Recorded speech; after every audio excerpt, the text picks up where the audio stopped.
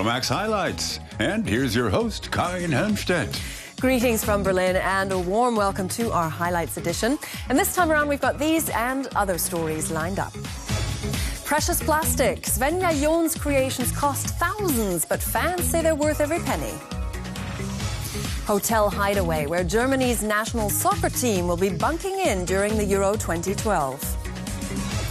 Beefed up bikes. More and more cyclists are going electric. Well, it's an event that most historic car aficionados wouldn't dream of missing. Italy's Concorso d'Eleganza at the Villa d'Este on the banks of Lake Como. Well, now in its 93rd year, it always features an impressive parade of classy old-timers. And yet, while the public gave top honors to a 1933 Alfa Romeo 6C, the debut of a particular breed of small fry at this year's show had many collectors waxing sentimental.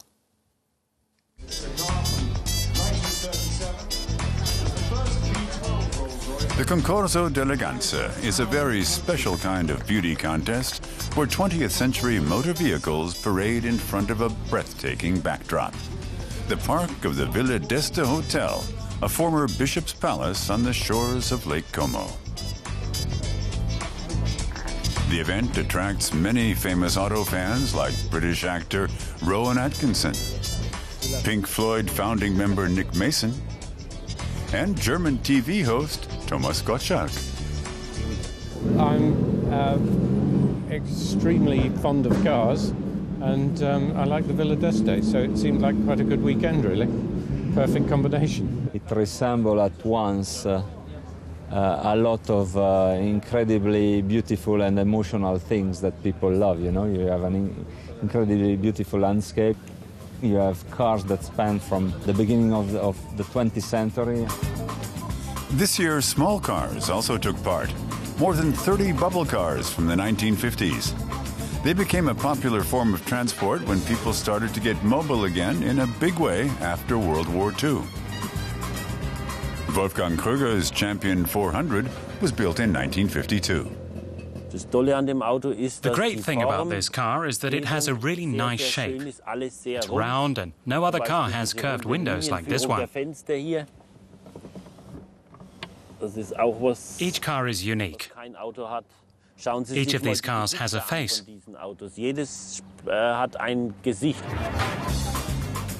Nowadays, these modest bubble cars sell for up to 100,000 euros. Only one Victoria Spatz was ever built, but the Gogo-Mobile, the BMW Isetta, and the Messerschmitt KR200 were all built in series. The tiny cars almost stole the show. My first car back home in Kulmbach was a Gogo-Mobile. It cost 220 marks, and I could squeeze inside, but if you canoodled inside, it would tip over. That was easier in my Isetta with the door at the front. You see what we're now facing for the future, which is all these micro-city cars. A lot of them adapt to those original bubble cars. We're now we're looking at a world where we actually need much smaller cars rather than much bigger cars. At a special show of prototypes, bubble car collector Wolfgang Krüger discovered an electric car by Swiss company Rinspeed based on the 1950s bubble cars.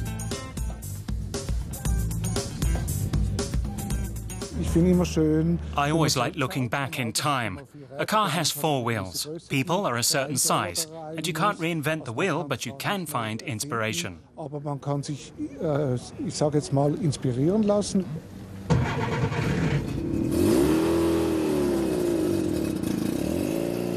This was Krüger's first Concorso d'Eleganza, and he enjoyed every moment.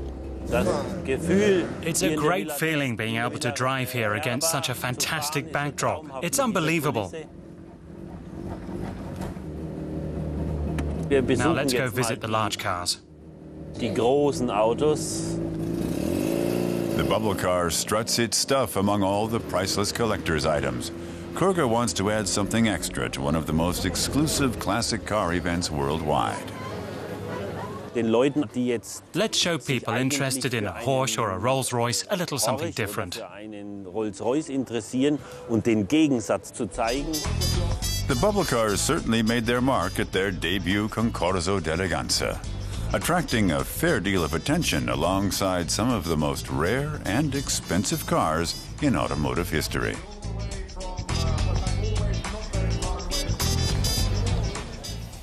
Well, expensive is always relative, but the word also applies to the jewellery of Berlin designer Svenja John. And that, even though she makes her wares out of polycarbonate, otherwise known as good old plastic. John likes it for its highly durable nature, and she set up her business back in 1994. And today she's well established internationally, and her unique pieces can more than compete with many a trinket in silver or gold. Whether it's bracelets, enormous brooches or necklaces, this jewellery is 100% plastic.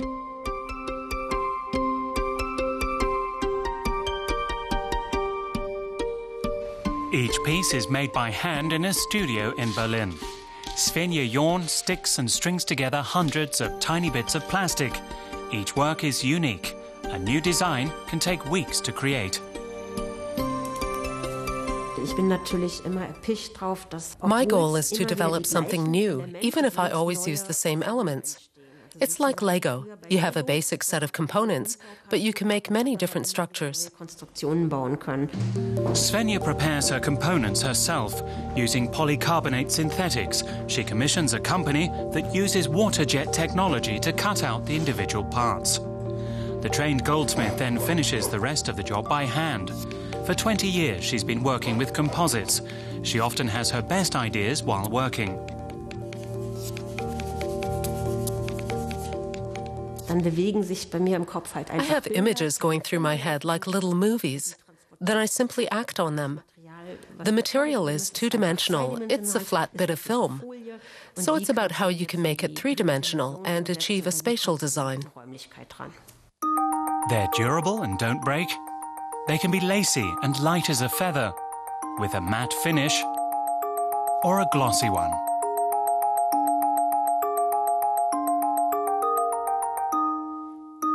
Everything Svenja makes is either one of a kind or from a limited run edition of less than 500 pieces.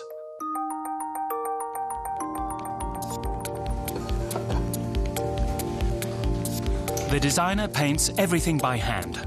She uses a brush to apply 3 coats of acrylic. That's how the pieces get their unique shading. My aim is to be contemporary. There's already plenty of jewellery in gold and silver, and you're limited when working with precious metals by their properties.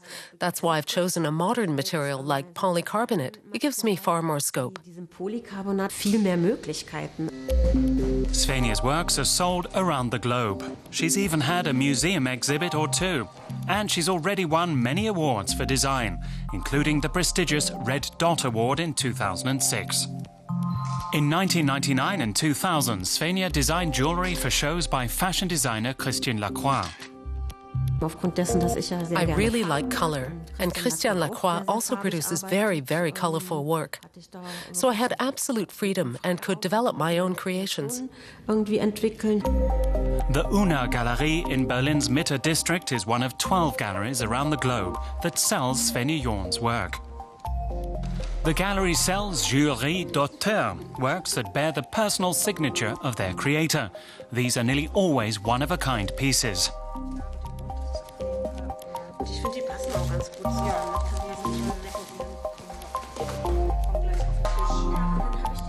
But Svenja's plastic jewellery is anything but cheap. A brooch, for example, can sell for several thousand euros. A Prada handbag can cost 2,000 euros, and there's no gold on it. In some cases, you're paying for the label. In others, it's because a lot of work went into it. And the jewellery is long-lasting. Polycarbonate is normally used to make products like eyewear frames, cycle helmets and CDs. It's nice to see jewellery made of things like paper, plastic or wood, from alternative materials instead of gold, silver and platinum. Svenja uses industrial composites to make design statements. If someone walks down the street wearing this brooch, they get noticed. They're looking to make contact with people. Of course, it's just like a great handbag or an outfit. That's very important to me. I like making people happy. Among her latest projects are decorative ornamental spheres for living spaces, colour pop works of art made from industrial plastic. Well, soccer fans all over Europe are getting antsy with anticipation as the kickoff to the 2012 European Soccer Championships is just 1 week away. And while they are securing their fan garb and cooling the beer, the players are into their final days of preparation. Now, for just over 3 weeks, they'll be travelling back and forth between games in the two host countries, Poland and Ukraine. And just ahead of their arrival, we got a sneak peek at the German squad's luxury base in Poland. Nestled between woods and ponds, but just 15 kilometers from Gdansk airport, this is where the Germany players will be resting their sore legs after every Euro match. The carefully restored 17th century residence of Dwòr Oliwski will be home to almost 60 players and staff from the German national team. The hotel owner is looking forward to the experience. We are very satisfied because you probably will be the winner. So it's very nice that you choose our hotel to stay here. The hotel won't say who will be getting this 80 square meter luxury suite, though. Previous occupants include Rod Stewart and Kylie Minogue.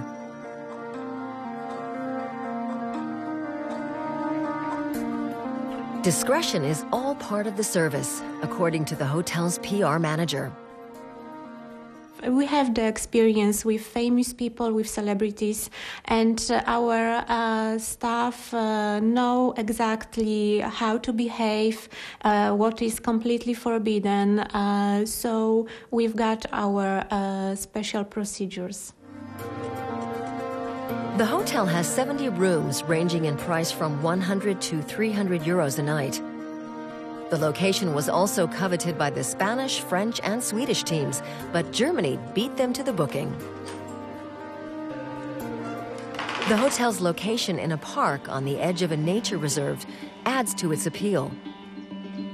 When they're not training or playing, the German squad can relax here without any fear of outside disturbance.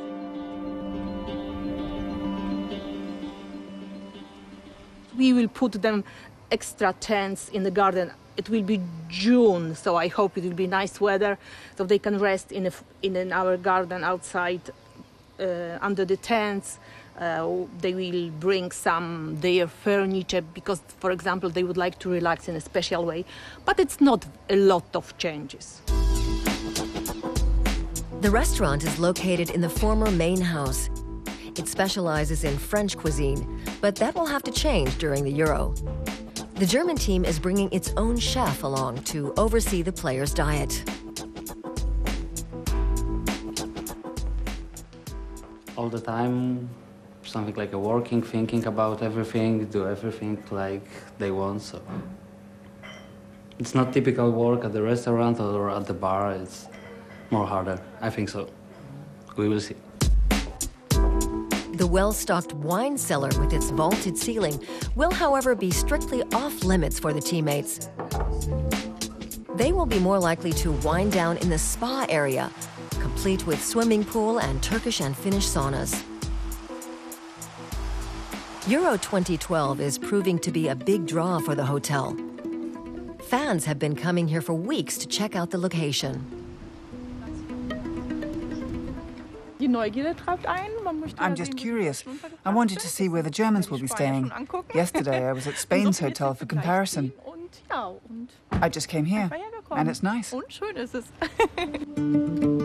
This football fan will be one of the last to drink a coffee here for a while. Soon the hotel will be closed off to the public.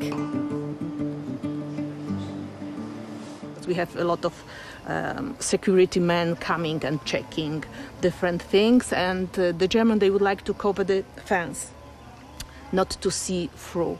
So it will be going a lot to fix everything. But I think we can manage, I hope. But there's still plenty to get ready. A few hundred meters from the main buildings, a training ground is still under construction. This is where the Germany team will plan its path to the Euro final. Well, his British design studio is widely recognised as one of the most inventive. And now Thomas Heatherwick's first major solo exhibition of Heatherwick studio projects is on in London. Now, the show spans a dizzying array of disciplines from architecture, product design and fashion through to transport and urban planning. And it highlights the huge scope of Heatherwick's work over the past 2 decades. And incidentally, his most recent high-profile commission, the Olympic Cauldron, will be unveiled at this summer's Games in late July. A model of the British pavilion at the 2010 Shanghai Expo, and the original, made up of 7-meter-long fiber-optic rods, each containing plant seeds at its tip. The structure's inner workings were an installation in their own right. A purse that's an endless zipper, getting larger as it opens. The exhibition at the Victoria and Albert Museum pays tribute to Thomas Heatherwick as an inventor, urban planner, and designer all in one. The thing that we're always trying to ask ourselves is, what's the idea? And if you can't say and be clear in your mind what the idea is, then drawing or aesthetic things have no meaning. So I hope that this room is a manifestation of a curiosity about ideas. This model on display shows how Heatherwick puts his philosophy into practice. The bridge over a London canal rolls up and unfolds like a caterpillar. It was one of Heatherwick's most sensational projects to date. The 42-year-old's work can be seen all over London, including on the streets. He's redesigned the city's iconic red double-decker buses. Heatherwick gave the roving landmarks a curvier, rounder look. 4 prototypes are currently undergoing testing along a route that passes by the designer's studio. His aim was to make public transportation a more comfortable and enjoyable travel experience. In the main buses you see on the streets at the moment, the lighting is what you have in a chicken shed. You know, it's a fluorescent strip this far away from human skin, and it's the most unflattering thing to human flesh. And so we were just trying to think all from the passenger's point of view, and how we could make that experienced environment feel something that lifts you. Heatherwick launched his studio in 1994. He and his team are now going over a new project, a residential and shopping district in China. The entire 2,500 square meter district is to be built on pillars, 1,000 of them. Around 60 people are involved, including designers, architects, engineers, and stage designers. There's even an acrobat. Tom's a circus performer on the side. Yeah, Thomas is a circus performer. Yeah, there we go. Yeah. I mean, I guess circus performing is a very creative thing. I think architecture is about space and about spatial awareness and about how the body moves through space. So if you're tumbling, or it's an extreme way of experiencing it. The workshop next door is where the ideas become reality. Right now, they're working on the cauldron for the Olympic flame for the London Games this summer. For Heatherwick, it's a very special project. For the studio, it's interesting because it's designing an object, which is the cauldron, but it's also designing a moment, because it's how that cauldron is lit is part of it. So it's theatre as well as it is artifact. It's the most top secret thing we've ever worked on, and every drawing's having to be shredded, and every model had to be locked away, so you won't find anything here. The retrospective at London's Victoria and Albert Museum includes 150 models and designs by the artist. From a window display that was one of his first works, to this recent vision of life on the water. Heatherwick has been described as the new Da Vinci for the way his works combine the practical with the aesthetic and the unexpected. In the past, designers or people interested in ideas were working, it was more normal to work broadly. and to be curious about the world, and if there were ideas to do with different areas, that it would be natural that you would explore those. Whereas it seems that in recent times, it's become much more, people have chosen to be much more specialized.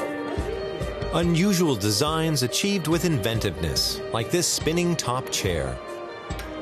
In a city brimming with creative talent, Thomas Heatherwick is among the most artful and unconventional. And now to a conventional mode of transport that's becoming less and less so. And that's because the beloved bicycle that brings hundreds of thousands of Berliners to their destinations each day is being given an electric charge. And the answer for cyclists who need a boost uphill or who don't want to turn up to work bathed in sweat is an electric-powered bike. And with petrol prices soaring through the roof at the moment, even car manufacturers are hoping to capitalise on the tuned-up two-wheelers. Daring stunts with an e-bike that achieves top speeds of 80 kilometers an hour aren't meant to be tried at home. This prototype, built by German carmaker Audi, is being tested by French pro Julien Dupont. E-bikes aren't just for people who are 60 and over anymore, they're for everyone. Once considered a gadget for wimps, electric bicycles are gaining appeal. Car makers now see a potentially lucrative market opening up. Journalist Bjorn Gertheis has been watching developments. Car makers have a lot of know-how at their disposal and are experts in building vehicles.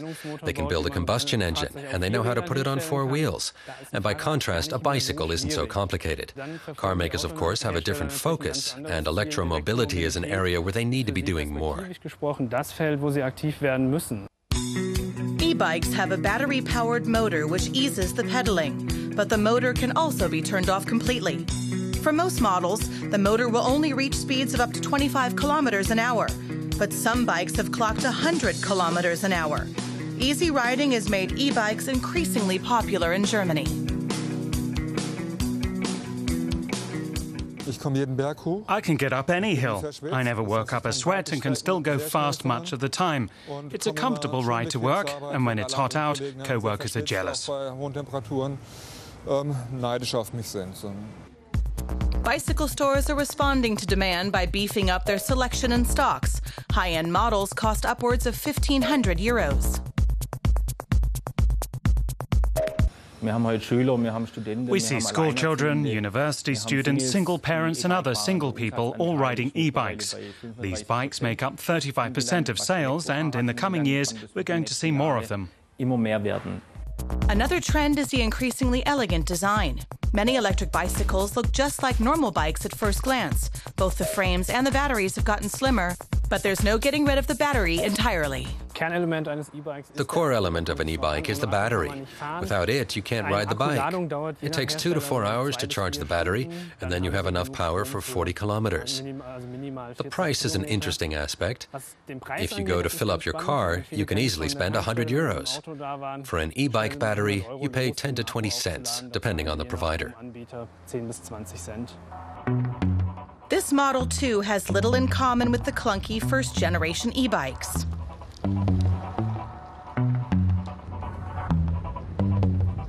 It was designed by German-Iranian architect Hadi Teherani.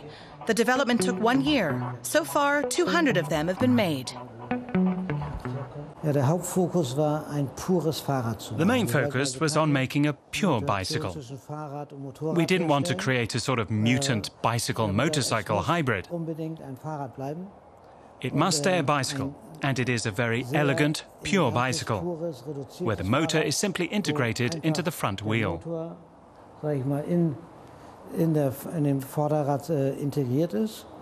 Hadi Teherani's 3,000 euro e-bike has a lot of special details, including an unobtrusive battery-level display and a stylish chain guard to protect trouser legs from grease. Unusually, the rechargeable battery was mounted on the handlebars. We found a solution where we said, this is like a briefcase I used to ride around, and I take this briefcase home with me in the evening, where I can recharge the batteries. The Smart e-bike by Daimler is also new. Due to hit shops in June, it's the first e-bike mass-produced by an automobile manufacturer. It can hit speeds of up to 25 kilometers per hour and is meant as a zippy alternative to driving a car in the city. Certainly gets around the need for a parking spot too, which is also becoming a challenge, even here in spacious Berlin.